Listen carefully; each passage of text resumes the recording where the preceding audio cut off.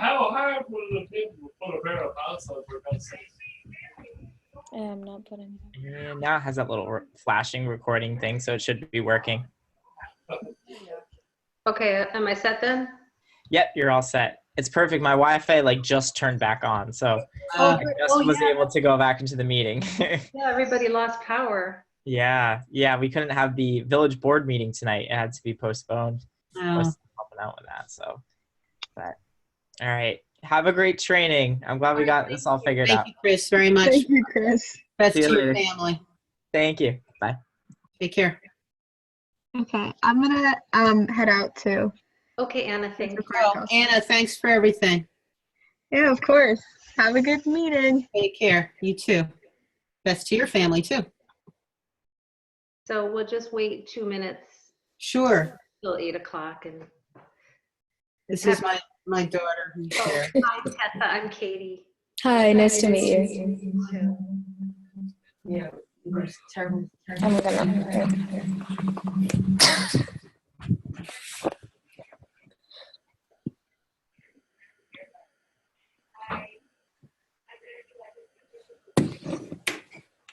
So Katie, I don't think our paths have ever crossed. We're not recording yet, are we? Yes, we're recording, but that's okay. I don't know. Okay, well, we'll be conversational quickly. I don't think our paths have ever crossed in Red Hook, have they, Katie? Well, I used to live on your road, but on Echo Valley, down at the other end. Oh, okay. But we recently moved into the village. Okay. Yeah. Well, I'm surprised that our paths haven't crossed. Yeah. Well, I'm glad they are now. It's a smallish town, but there's still people I don't know. Yeah. Oh, did we lose Tessa? I think she probably just turned off her video for a minute. I'm gonna take it downstairs because the audio interference is, well, when we're on the same level, it's kind of getting in the way. But I'll be right back. Okay, we'll wait for you. She wanted to do it on her own device, but we're getting feedback because we're too close. And is someone else on the call? I don't know who. I I am. I don't know if anybody can hear me because I don't know how to use this thing. Okay, yeah, we can hear you. Can Oh, you can? yeah, can you turn your video on? I have no idea how, and I don't think my camera is working anyway, and I look bloody awful, so I'd rather. Okay, well then don't worry about it. I haven't been near a colorist for weeks. Yes, I've done my own, and my daughter cut it. I think I'm actually going to do my own. It's either that or I'm just going. I'm Kathleen, by the way. Hello, everyone. Hi, Kathleen. I'm Katie. I think I'm just going to get my husband to cut it, and I'm just going to let it go gray. I am sick to death of coloring it. So anyway, so it's either wear a baseball hat or cover my face. Or not have video on, so. Okay, anyway. that's fair. Yeah. So, I think I'll go ahead and get started then. Okay. Yeah. So my name is Katie Walsh, and I'm a Red Hook resident and a psychologist in town. And this training is just kind of a brief overview of the neighborly chats component of Red Hook Responds. And I don't know if any of you have had a chance to do a neighborly chat yet, or No. no. Okay. Okay. So basically, I just run down some of the parameters, but the idea of the neighborly chat is just to kind of supplement the other concrete services of meal preparation and the pharmacy pickup, with just kind of some point of human contact, offering a friendly telephone call to just offer some emotional support for people who may be feeling vulnerable. So it will be a fellow Red Hook resident who has requested the call, and the way that it works is the call would come in through the helpline, the general Red Hook Responds helpline, and then there's a shift leader who would be designated as the neighborly chat shift leader, and that person then once you've signed up for a shift, that person would text you in advance and let you know that they're on. They'll give you a reminder also that you're scheduled. And then if any calls come in, they would refer the call to you so you could contact the person directly. Great. I'm getting a little bit of back noise. I don't know. Yeah, I'm hearing other voices. Yeah, I don't know if that's Yeah. anyone. Kathleen, is there someone in your home? Is that better? Is that better? Can you not hear anything now? That's better. Thank you. I closed the door. Okay, that's good. Thanks. So anyway, I'm sure you all know how to chat with your neighbors, and so this phone call is really just an extension of that. And if you've been able to be on the Red Hook Response website under the paperwork and the different trainings, there's paperwork that you can look at and print out that will go through kind of what I'm saying also. It also gives you a list of resources for people that you think might need more assistance. So what we've suggested is that people do limit a call to, 15 or 20 minutes. I mean, using your judgment, of course, but the idea is to have a call that's long enough to, help people feel heard and supported, not so long that it becomes a burden to either the volunteer or to the, resident. And currently in the system, these calls can come in and whoever is on schedule in the neighborly chat area will get the call. If you find you connect with someone and want to continue that contact over time, you'd have to kind of independently set that up, and you're welcome to do that, but there's no mechanism right now for kind of an ongoing regular weekly call with the same person unless you set it up independently. As I'm talking, any questions that come up, just let me know and I'll see if I can answer them. Nope. Nope? Not right now. Yeah. Okay. Other things to keep in mind, one important thing is just some of the questions in the other trainings that came up were confidentiality, that, Red Hook is a small community, so there's usually very few degrees of separation between you and the caller. So we would just, if you want to share what you're doing, as long as you don't use any identifying information, that would be helpful. And it's also helpful to familiarize yourself with the other services that Red Hook Responds is offering, because sometimes people will have multiple requests, and sometimes they may be a little confused about the system, so you may get a call that where really you might need to do a little bit of triage. They might be actually needing pharmacy pickup, and then you can kind of facilitate that for them. So Katie, what would that look like then? Would we tell them to call back and speak to the operator and ask for that, or how would that look? I would recommend you use your judgment about that. If there's someone who's feeling very vulnerable and anxious and confused about how to navigate the system, and maybe they're not that comfortable with, the website, then you might offer to help, make the call, but otherwise it would be perfectly appropriate to just encourage them to call back and specifically ask for, say, in this case, the pharmacy service. Okay, so we would contact the shift leader to tell them this person also needs this, or we would call the shift leader for the pharmacy? How? There's no clearly defined way at this point. You could use judgment. You could encourage them to just call back and help them specify what they needed, or you could help facilitate in some other way, but most likely you would be able to just refer them back to the main helpline. Okay. Thank you. Okay. And I talked about the kind of suggested time frame. And on the website, there's also some just examples of conversation starters. But of course, you all have, neighborly chats with your friends and neighbors all the time. So mostly that's self-explanatory. If you want to share, how you're coping with this challenging time, and, kind of an emphasis on just positive coping, and any time you hear them, anything positive that they've done, it's helpful to frame that for them in a real positive way. And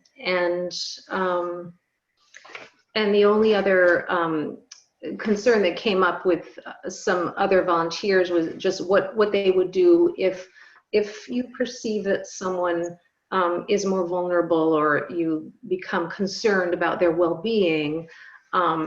Now, this isn't meant to be any kind of a professional, you're not offering, any kind of professional mental health services, but if you're concerned about someone's well-being, there's also a list of different steps you could take if you become concerned. The first would be to help them, encourage them to reach out to their mental health provider if they have one, their primary care provider if they have one, which they typically would. There's also, New York State has a COVID-19 specific emotional support hotline, and the information for that is right in the paperwork, right on the website. So make sure you have that, because that's a place where there are trained mental health professionals who specifically help people who are feeling anxious in this, related to this pandemic. There's also the Dutchess County Crisis Helpline, and that's on this piece of paper. Again, that would be it would be an unlikely event that you would need that, but I think it would just, be a comfort to have access to that in case you ever felt like you did. Katie, Yes. may I ask before I forget it? If you think that somebody is in trouble, Yeah. and they wouldn't be able to do this themselves, like call the numbers or go on the websites or whatever, then what should we do?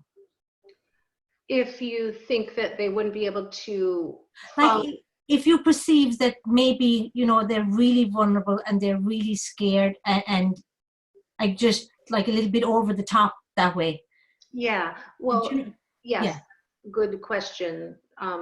And what I would recommend then is, which is number 5 and 6 of this sheet, would be to contact your shift leader, or there's a number of mental health professionals who also signed up to do the neighborly chats. And I'm one of those people, and so we would be happy to talk through what your concern was, and so that you wouldn't feel burdened by having to make any kind of a decision or hold that level of worry, because that wouldn't be reasonable for you. Thank you. Yes, indeed. No, it was actually just a worry, because some people are so scared and so vulnerable at this time. Yeah, it's a really good question. I appreciate it. What else? Any other questions or comments or suggestions, since this is a very new service that Red Hook Responds is offering, and we don't have a lot of data yet to fine tune it. As we get more calls coming in, we'll have a better sense of what the community need is. Maybe we can fine tune what we're providing. So we don't know at this point if this is maybe older people who are calling, or we don't have a sense yet of who is actually utilizing the service yet?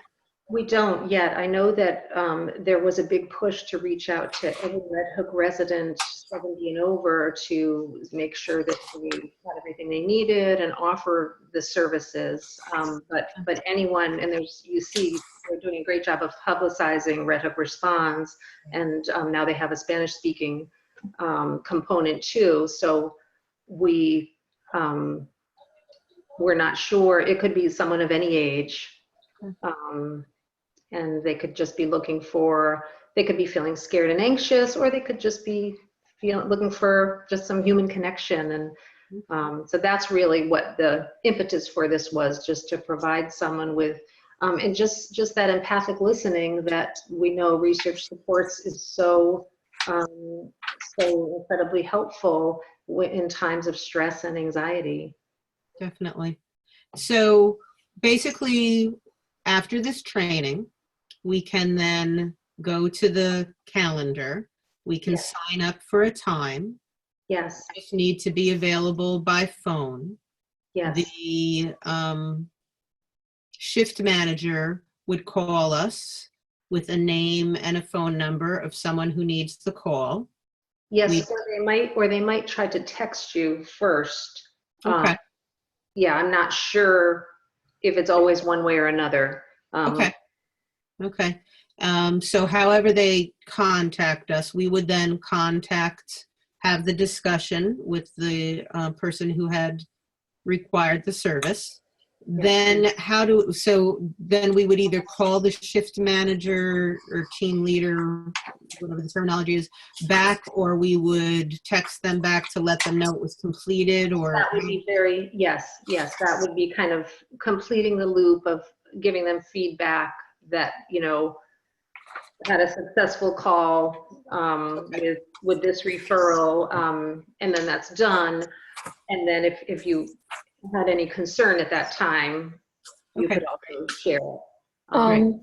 So when we make the call, can we make it, for example, through the computer, kind of like what we're doing right now, but like just the phone call? I know that sometimes you can make phone calls through the computer. Would that be an Yes. option? Well, Tessa, I'm sure you're a lot more computer savvy than I am. So someone in another training brought that up you can make the call from your phone, or some people use like the Google phone app. So I'm not sure. I didn't know if like through Ring Central you could like just type in the number or something. Oh, that I don't know. Okay. I don't Then I'll know. probably just use the phone. And it's not meant to be a video call. Right, yeah. So, yeah, and people also asked if you want to, I don't know what it's, star 69 or something, if you want to have a no caller ID, but then you could do that. We just don't know if the person would answer. So it depends. You also have to make sure you do it with your level of comfort and whatever feels right for you. And different volunteers will vary. Some people won't mind using their cell phone number. Other people may want to have it say no caller ID. It's totally up to you. Also, I've been looking at the questions, like the conversation starters. For some of them, like the recipes, the TV shows, but should we also be asking, like, are you able to get groceries, medicines delivered to your home? Should we be like going that step further? I would totally use your judgment as you have the conversation. It's a human interaction, so you can't anticipate that. If you feel like that's an appropriate place to go and explore in the conversation, I think that's great. Yeah. Yeah, just to let them know what Red Hook Response offers if they need further. Right, yeah. Yep, and there's also, it's helpful when I have a shift, I also print out, there's a resource listing during the coronavirus outbreak, and that's kind of broader resources. So if someone needs something, there's the food pantry, there's a lot of the meal delivery components, and a lot of people are really needing, and I think over the next few weeks we will see that need even increase more for the concrete services. Right, I had printed all of that off. Okay, good. For the training, just good, always good to have it handy. Yeah. Any other questions or thoughts? It's a simple, it's really a less is more perspective of offering a kind listening ear and just the tremendous power that can hold. If for any reason, Katie, when we call the person, so the person calls, it gets transferred to us, we call them back, what happens if they don't pick up? I mean, maybe they'd even be on another call or something. You can try again, but typically they're trying to have quite a few volunteers on at one time available for the neighborly chats component, say. So the shift leader would have, between 1 and 8 or so different volunteers that they could, so that if someone was on a phone call, they might try someone else, or if they had just given a referral to you, say, in the next 10 minutes, one came in, they might give one to Tessa then. Right. So, but if the person's not available, you could, during your shift, you could try them back, but then you could, at the end of your shift, just let your shift leader know you weren't successful in reaching that person. And then maybe another shift could call them, try them Yeah. later in the day or something. Okay. Should we leave a message saying, hello, this is Red Hook Responds, like if you'd like a call back or something like You that? could definitely do that. That's a great idea. And what I might do there is encourage them to call the helpline number, the main helpline number, because by that time you might be off your shift and, doing your homework or whatever. So if you wanted to leave your number, you could, but it just might become, more challenging to coordinate. Right, yeah. That's a good idea to leave the Red Hook Response number if they need a call instead of your personal number. Although they'll have it for caller ID anyway, so. Right, yeah, that's true too. Yeah. So, okay, great. Okay. Thank you. So the main thing is, just feel free to reach out to, your shift leader or me or anyone else within Red Hook Responds if there's anything that you're confused about or a call that's making you feel uncomfortable and you feel worried, because we wouldn't want you to have to feel worried without a, place to process that. Mhm. Yep. Okay. Okay, well, if there's no other questions, then I just thank you all for being available, and it's just wonderful to see this tremendous outpouring of volunteerism. Yes. Well, thank you very, very much for doing the training, because you can't do it until you're trained, and very appreciative to be able to get going with volunteering. So thank you. I second Maggie. Thank you. Hope to see you all in some other context. Definitely. Great. Yes. Thank you so Good night, much, ladies. Katie. Thank you. God bless. Be well. Thank you. Take care. Take care. Bye.